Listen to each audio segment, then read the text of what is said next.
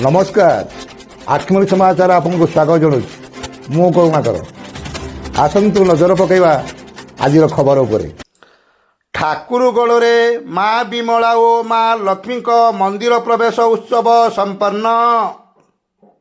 ଭକ୍ତିମୟ ପରିବେଶରେ ଗର୍ଭଗୃହରେ ବିରାଜମାନ କଲେ ଦେବୀ। ଆଠମଲ୍ଲିକ ଅଞ୍ଚଳରେ ଆଜି ଏକ ଆଧ୍ୟାତ୍ମିକ ପରିବେଶ ମଧ୍ୟରେ ମା ବିମଳା ଓ ମା ଲକ୍ଷ୍ମୀ ଦେବୀଙ୍କ ମନ୍ଦିର ପ୍ରବେଶ କାର୍ଯ୍ୟକ୍ରମ ଅନୁଷ୍ଠିତ ହୋଇଯାଇଛି। ଶ୍ରଦ୍ଧାଳୁଙ୍କ ହରିବୋଲ ଏବଂ ହୁଳହୁଳି ଶବ୍ଦରେ ସାରା ଅଞ୍ଚଳରେ ପ୍ରକମ୍ପିତ ହୋଇ ଉଠିଥିଲା। କାର୍ଯ୍ୟକ୍ରମର ପ୍ରାରମ୍ଭରେ ପ୍ରାତଃକାଳରେ ମହିଳାମାନଙ୍କ ଦ୍ୱାରା ନାମ ସଂକୀର୍ତ୍ତନ କରାଯାଇ ଏକ ଭବ୍ୟ କଳସ ଯାତ୍ରା ସମ୍ପନ୍ନ ହୋଇଥିଲା। ଏହାପରେ ମଣ୍ଡପ ସଂସ୍କାର, ପୂଜନଶାଳା ପୂଜନ ଏବଂ ଦେବତା ପୂଜା ଆଦି ରୀତିନୀତି ଅନୁସାରେ କରାଯାଇଥିଲା। ସନ୍ଧ୍ୟା ଆଳତି ତାପରେ ମା ବିମଳା ଓ ମା ଲକ୍ଷ୍ମୀ ଦେବୀ ନୂତନ ମନ୍ଦିରର ଗର୍ଭଗୃହରେ ବିରାଜମାନ କରିଛନ୍ତି।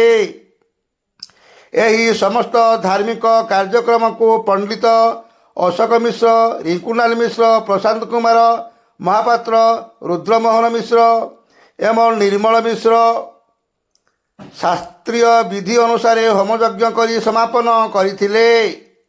ମନ୍ଦିର ପରିଚାଳନା କମିଟିର ସଭାପତି ବସନ୍ତ କୁମାର ସାହୁ, ସମ୍ପାଦକ ଦୁଷ୍ମନ୍ତ ପ୍ରଧାନ, ସଦସ୍ୟ ଶତ୍ରୁଘ୍ନ ସାହୁ, ସନ୍ତୋଷ କୁମାର ସାହୁ, ସୁରେଶ ଚନ୍ଦ୍ର ସାହୁ, ସୁଜିତ କୁମାର ଦେହୁରୀ, ସୌରଭ ମିଶ୍ର, ଅର୍ଣ୍ଣବ ସ୍ୱାଇଁ, ମନୋଜ ରାଉତ, ଅଶ୍ୱନୀ ଖୁଣ୍ଟିଆ, ଲିଟୁ ରାଉତ ଓ ବାବୁ ସେନାପତି ପ୍ରମୁଖ ଉପସ୍ଥିତ ରହି ସମସ୍ତ କାର୍ଯ୍ୟକ୍ରମକୁ ସୁଚାରୁ ରୂପେ ପରିଚାଳନା କରିଥିଲେ।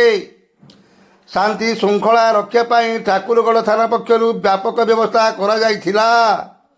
ଥାନା ଭାରପ୍ରାପ୍ତ ଅଧିକାରୀ ଶଶିଭୂଷଣ ବେହେରାଙ୍କ ନେତୃତ୍ୱରେ ସବ୍ ଇନ୍ସପେକ୍ଟର ମନୋଜ କୁମାର ବେହେରା, କେଶବ ଚନ୍ଦ୍ର ସାହୁ, ଯଶବନ୍ତୀ ନାୟକ ଏବଂ ହାବିଲଦାର ଦେବେନ୍ଦ୍ର କୁମାର ସାହୁ ଆଇନ ଶୃଙ୍ଖଳା ଉପରେ ତୀକ୍ଷ୍ଣ ନଜର ରଖିବା ସହ କାର୍ଯ୍ୟକ୍ରମକୁ ସଫଳ ଭାବରେ ସହଯୋଗ କରିଥିଲେ।